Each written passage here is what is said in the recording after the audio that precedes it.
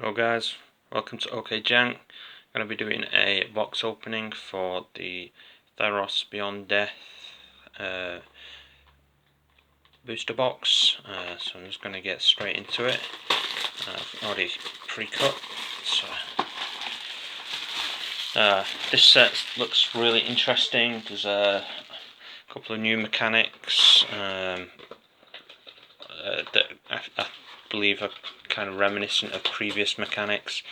So I'm just going to there's a lot of enchantments that you can go Voltron with. There's some really cool commander cards, which is the format I primarily play. I find it a lot more fun and casual. And it feels like there's going to be a lot of interesting goodies in this set for that format. It's all resolving around sticking to the colours. So you get the devotion. So just going to flick through some of the commons and uncommons and look for the good stuff. That's really good. Beginning of your end step, you may exile an enchantment card from your graveyard. If you do, create a 2/2 black zombie creature token. So there's a lot of graveyard mechanics in this set as well, with the new escape. It's a little bit like the flashback mechanic. And then in this forest, really like these constellation artworks. Although it does look like a broccoli, as a lot of people have commented. Some really good things in blue. This is the escape mechanic, so you would pay the cost and exile so many cards to replay it from your graveyard, and it doesn't get exiled, so you can do that over and over and over again until your opponent exiles it or you exile it through another escape mechanic. So that's just a little bit of what it does. So let's just crack these packs. Let's see what we get. So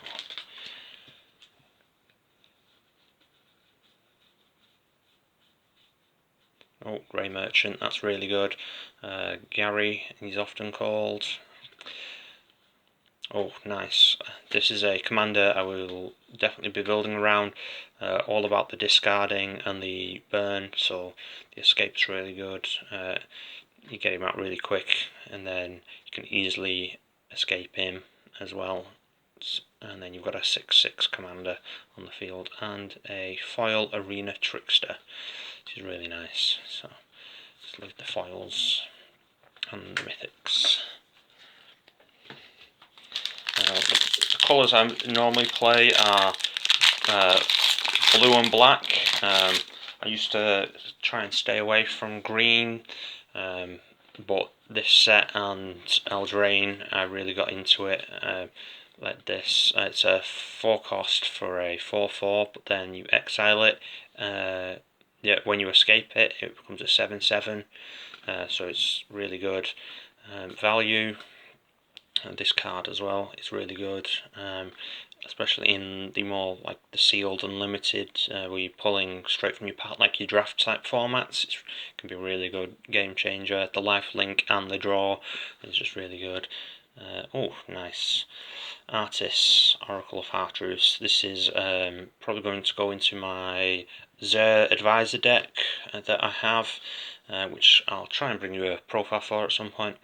When it enters the battlefield, target opponent looks at the top 3 cards of your library, and then you choose one when they've placed them face down into piles. So, and then the other goes into your graveyard, which doesn't matter so much in the advisors because you're running so many advisors and you're running so many enchantments,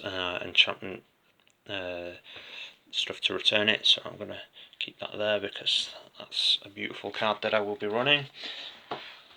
I'm not sure if I'll crack all of these packs today or whether I'll crack some in another video at a later time.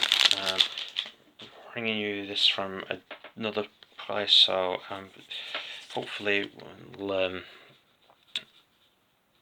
if it goes down well and the space is good, then we'll definitely come again. Oh, nice. A Constellation Caliphate, Beloved of the Sea. So its power is equal to your devotion to blue. So your devotion is however many of the blue drops are in the mana cost. And then creatures and enchantments you control have spells your opponents cast that target this permanent, cost 1 more to cast, so that's really good. I'll put that over with the foils. Then what else did we get in this pack? Timuret Calls the Dead. Yeah, not really a fan of it. You're probably better in standard, in something like Grull maybe, where you're playing green-black and you want stuff out your graveyard to escape all that. And then you drop the Twice Favoured. Probably also won't be playing that in any of my decks currently. And then Hydra's Growth is just a really good card. Just put a +1/+1 counter on target creature, and then at the beginning of your upkeep, double the number. So this will go into probably my Kalane deck, which is +1/+1 counter focused. So get some really big things, with like Ancient Elemental. Every time your opponent plays a spell, gets a +1/+1.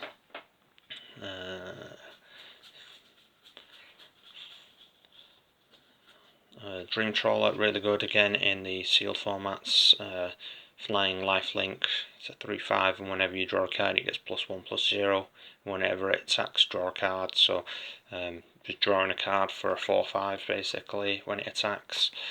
And then discard card, and it gains hexproof and taps so that your opponent can't remove it easily. He's just really good in those formats where there's not a whole lot of answers and the spot removal is quite expensive costed for something that's more of an annoyance in any other format.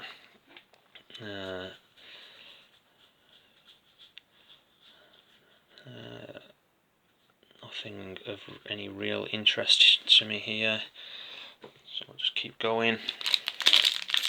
Like I say, probably just going to open about half the packs and then I'll open the rest of them on another video, and hopefully I'll be able to put together some deck lists for it. Lampard of Death's Vigil, it's kind of good, especially in the spot removal situation, because you just gain benefit from sacking your own creatures that's going to get removed anyway.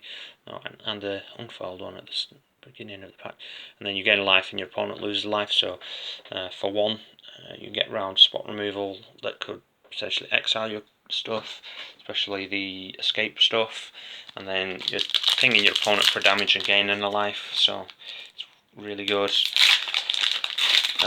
In black decks, I would stick it in a mono black deck in standard for sure. I feel this is the worst card. Paying 4 and exiling 3 cards to deal your opponent 2 damage. It just feels massively overcosted. Renata, called the Hunt, is a great little card. Its power is equal to devotion to green, and each other creature you control enters the battlefield with an additional +1/+1. So again, this will probably go in my Kalane, so I'm just going to put that here. And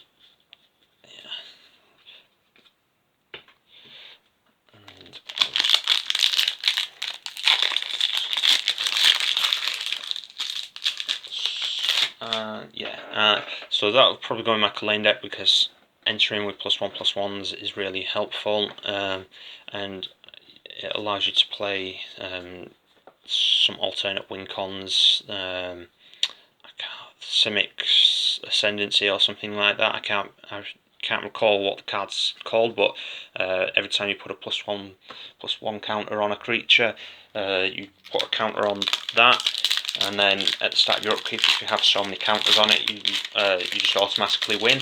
So it could be good if I was to turn my Kalane deck into an alternate win. With you drawing so much, you could run Approach the Second Sun. You could play Aether Flux Reservoir because you're casting so many spells for cheap.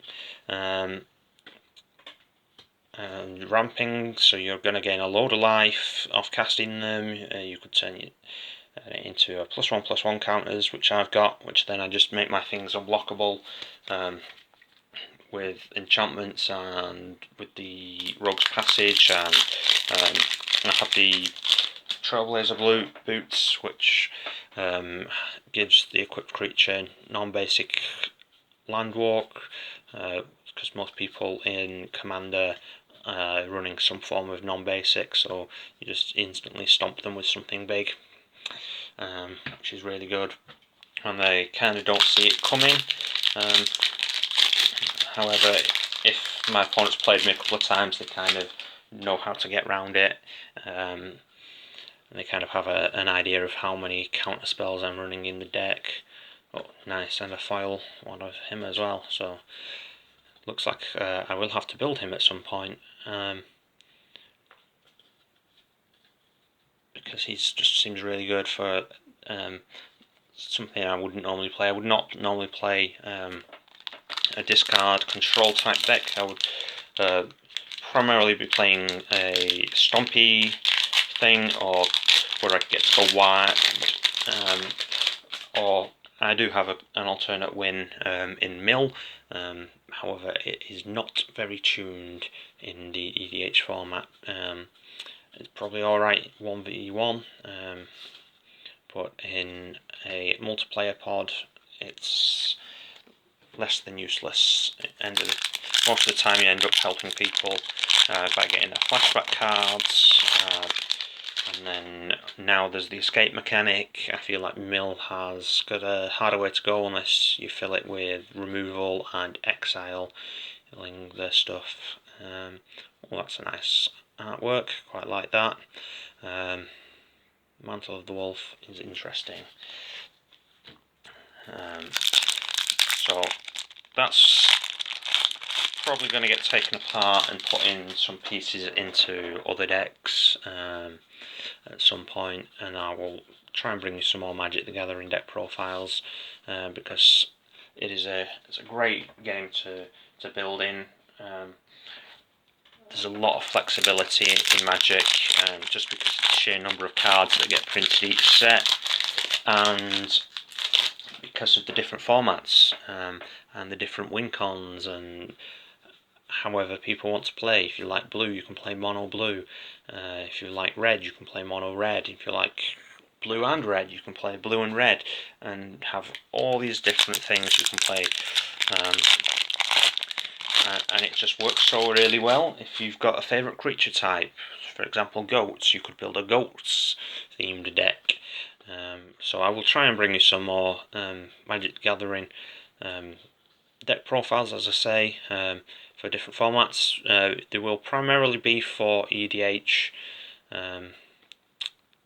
though, because that, as I said, is my primary format of the game. So I will put together some standard though as well. I put up previously a mono blue mill deck, which I will update because there are some really useful cards in this set for that. This is the new board wipe in mono white, which is going to be really good in standard, I feel. Depending how white is used, giving your opponent a draw is not necessarily going to stop you, because you'll be playing this turn 4, wiping their board, and you still get to play creatures after it. Which is really good. It can even escape your own things then from wiping them, so I feel that'll be really good. And then I'm going to open one more pack, and then I'm going to call this a video, and then I will record opening the rest of them at another time. I've pulled some interesting cards, nothing overly saucy though that I was hoping for. I was hoping for like a Thassa, but maybe in the next half of the box there will be a Thassa. So I hope you guys have enjoyed this, and just seen kind of what the set can do a little bit, and I'm just going through what I'm hoping to bring to the channel in the future. And if you guys have liked it, give it a thumbs up, subscribe, share with your friends, and I'll catch you next time. Bye.